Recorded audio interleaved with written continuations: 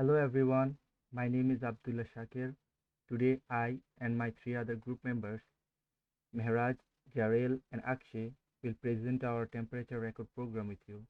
This program is not Abdullah's project or anyone's individual project. This is our project. We all planned it together. And today we are very proud of adding this finished group project to our resume.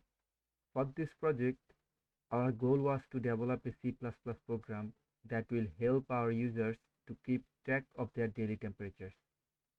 We needed our program to have the functionality to add and remove temperature for any given day of the month. We also wanted to have the option to update the temperature for any given day. We decided our program must have the functionality to sort the temperatures from hottest to coldest and also from coldest to hottest. To keep track of the hottest and coldest days recorded in the whole year, we wanted our program to have static class member variables. To print the temperatures, we decided to have two separate choices. One will let user print all the temperatures above any given value, and another will print all the temperatures below a given value. One other important feature that we plan to implement in our program is to search any temperature recorded in the program. Now, I will give you a brief rundown of how to use our program. So when users run the program, they are immediately greeted with a welcome message and a menu. In the menu, there are 9 choices that user can select using their keypad. If they select choice 1, then the program let them add or update temperature. Here, user first enter a month, then a day, and then a temperature of that day. The program then displays the new entry and asks user do they want to add or update any more temperature in the program. If they press Y, then the program lets them add or update temperature, and this is how user can update their previous entry. Here you can see February day 1 temperature is changed from 12 degree Fahrenheit to 10 degree Fahrenheit. When done, user can press any other key except Y to go back to the main menu. Here, if the user press 2, it will allow them to remove a temperature. The program then asks user for a month and a day. Here, you can see that February day 1 temperature is changed back to a default value from 10 degree Fahrenheit. If the user chooses to remove more temperature, they can do so. Otherwise, they can return back to the main menu, pressing anything except Y.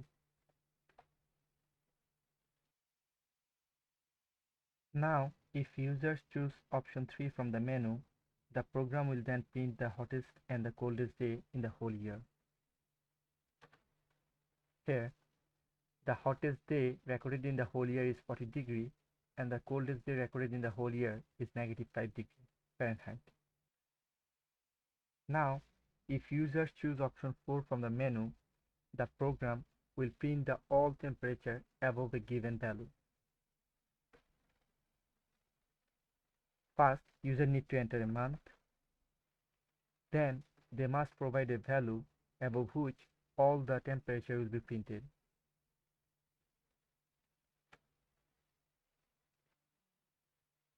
Here, all the temperature above 15 degree recorded in our program is printed.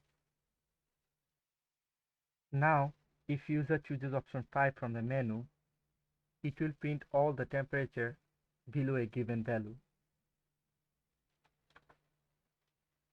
Here, user first chooses a month, and then user must provide a value below which all the temperature recorded in our program will be printed.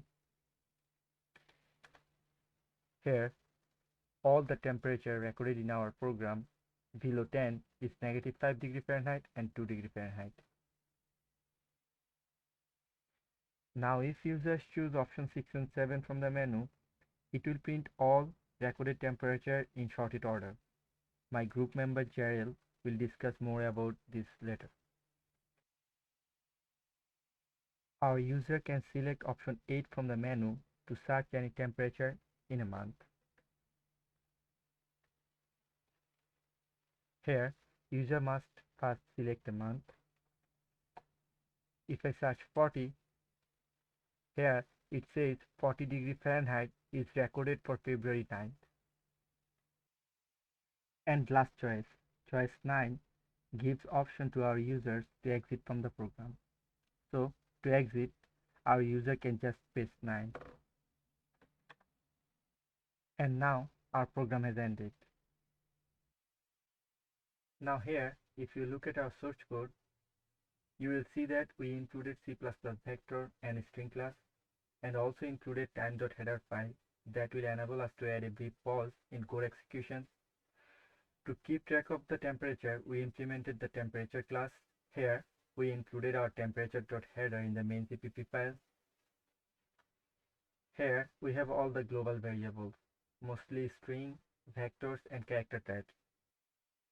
Here, these are time/t type variables from C++ time class. This can record current time. And then we have all our function declarations. Here, initMonth function, which takes temperature vector, month name, and days in month as parameter, creates 12 vector for 12 months from January to December, and also allocates same number of element for vector as similar to number of days in a specific month. For example, December has 31 days, so it allocates 31 elements for that vector. Now, this vecmonth function, it can take a name of a month and reference to all month vector as parameters, and then it returns the reference to the current month vector. For example, when our user types JUN, this function creates a reference to the temperature vector month JUNE, June. Now this month check function, every time user enter a month, this function checks for all possible errors. For example, the month has to be only 3 first letter and all in smaller character. The next function, dayset function, it checks for all possible errors when user enters a day. For example, all days must be between 1 to 31. And for some months, days can't be 31. The next function, it takes our user input of month. The next one, it takes user inputs of day. The next one, it takes user inputs of temperatures. This user value input function, it takes an user value to print above and below temperatures. For example, if input value is 10, then all recorded temperature above 10 degree will be printed. But if the input value is 20, then all the recorded temperature below 20°F will be printed. This changeTemp function, this function allows our user to add and update temperature in the program. The next function is removeTemp function. This function allows our user to remove a temperature from the program. Now, print above and print below function. These are the two functions which prints above and below temperature. But this function uses user input provided to the program via the userval input function. The next two functions, hottest to coldest and coldest to hottest, are the two sorting functions in our program. My group member Jarrell will talk about in details about them later. Now this print sorted temp function, it allows our program to save temporarily sorted temperature in a temporary temperature vector. And it also let our user print those sorted temperatures. More about this function will be discussed soon. And the next function, find temperature function, it is used when our user wants to find the temperature from a given month. And here these tools are static class variables. These variables can be called without creating any object of that class. We used our temperature class to create a vector of objects. We have in total 12 class vectors, each for a month. Using these vectors, our program keeps track of the temperature of each day in a whole year. Now, my group member Akshay will talk about more about the temperature class. So, hi, my name is Akshay. I am in group 4. I am with Jarrell, Mehraj, Tula. So, we have declaration of the temperature class, which is temperature, included strings and using namespace std for the header. Then we have class temperature, which is declared. Then we have the public and private main functions. So we have the first one is a temperature, which is the default constructor, which could be overload, which we have is overloaded. So we need to redefine the default constructor to create or try some temporary object. The second one is the overload constructor, right? Then we have the get month function. Then we have the get day function. Then we have the set day temp, which returns void. Then we have the get day temp as well, which returns double. Then we have the static double, which is for hottest day, which is a static class variable that can be called without any object of the class. Same goes for the coldest day, which is also a static class variable. Then we have the private function, which has three lines of code, which is the string month, int day, which returns on a double temp. Then we go to the CPP file. We have the header file, which is declared with the string temperature and using namespace std. Then we have temperature, which is the overloaded constructor in sub, and the temp is by default all temperatures are set to minus 4597 degrees Fahrenheit, basically. Then we have the string temperature, which is a class name, and the get month function, which returns the month.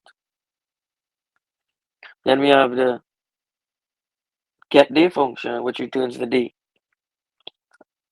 After that, we have the get day temp, which returns temperature. Uh, then we have void temperature, which is a class name, and set day temp, which is a function that returns sets temperature. Good. Enjoy your day. Great. Now my group member Mehraj will talk about our main menu.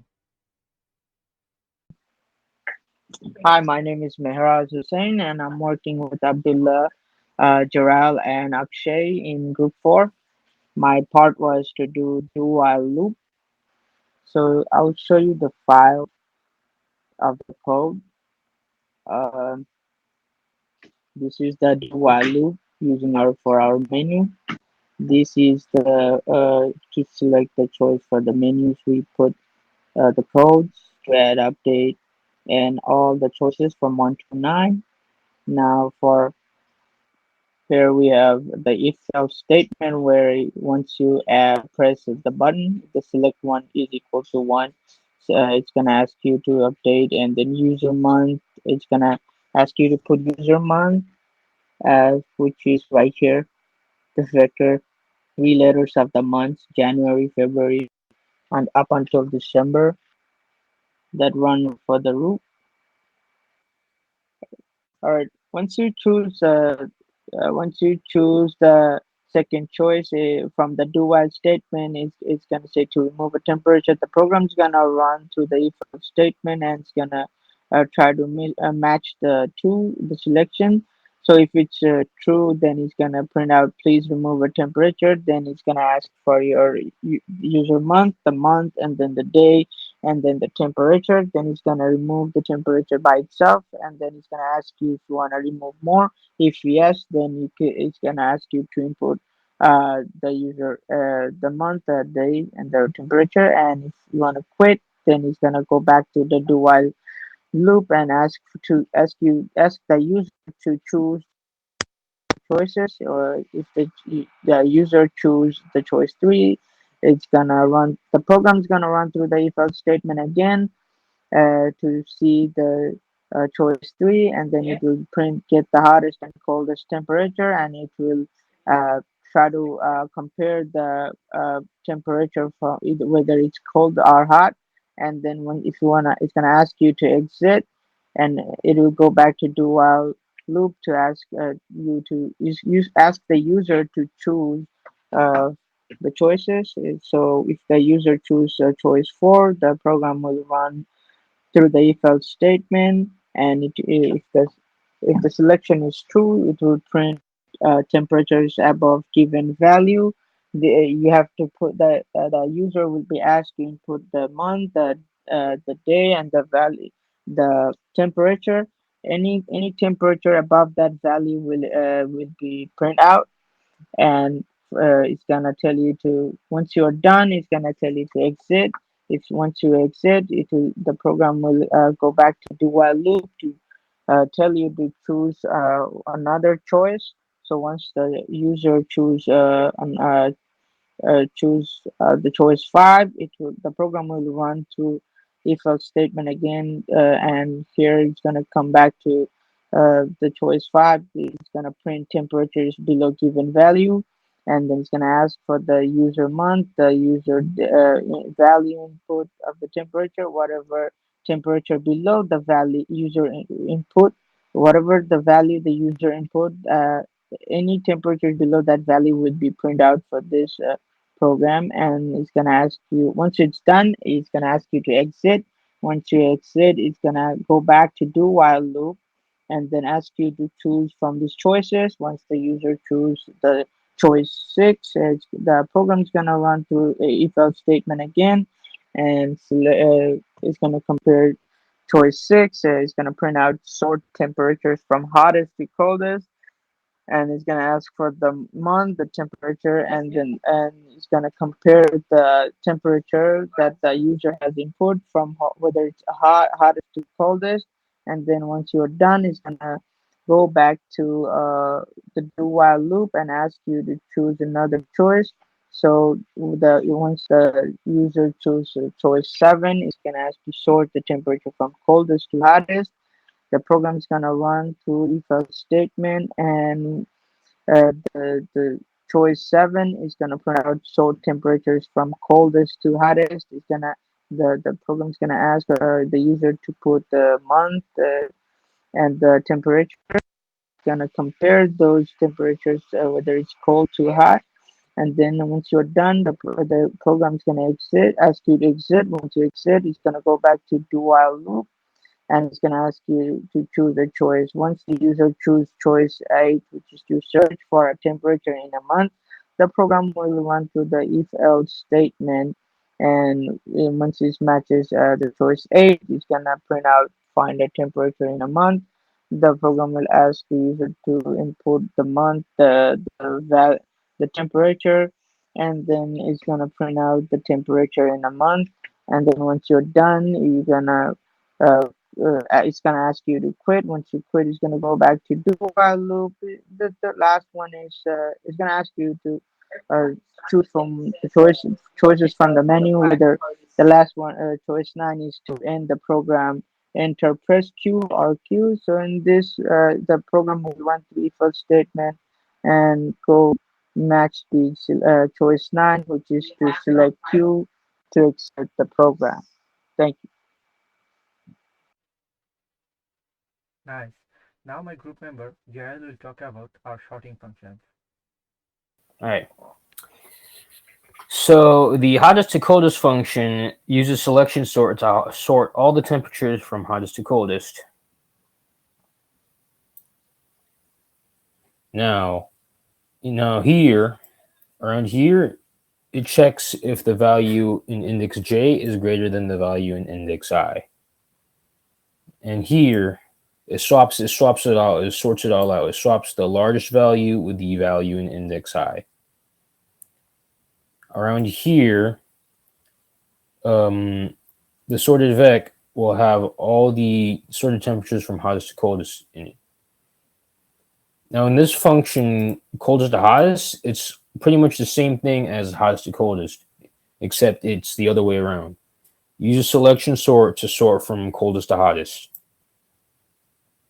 This loop is pretty much the same thing. It checks if the value in index j is smaller than the value in index I. It's almost the same thing, but it's checking for smallest instead of largest. Now here, it does the same thing. It swaps, but this time it swaps the smallest value of the value in index I. And here the values are stored after they're all sorted in sorted vec. Now I'm going to run this and show how it works.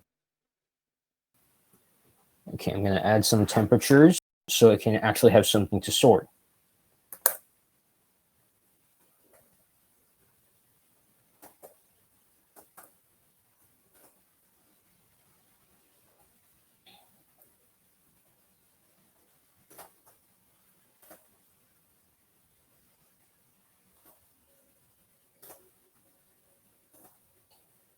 Now I have my temperatures, so now I'm going to use the functions to sort them.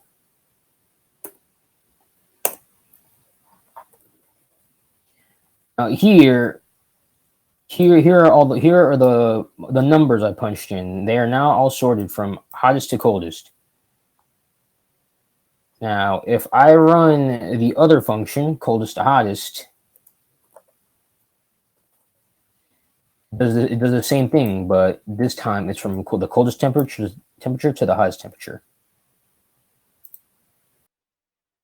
All right, so this was a quick rundown of our program. Our plan on this project for the future is to add more functionality to this program. For example, let users put location, humidity, precipitation data, add option to calculate the running average of temperature in the past week or the month. Also, we believe this project can be used as a data science project where future weather can be predicted based on our recorded temperatures. One challenge that we faced working on this project is that it was kinda hard to gather all our group members together on time. But because we had a group chat, we are able to communicate via chat most of the time. I believe from ideation of the project to completion of this project, we all learned at least a few things from each other.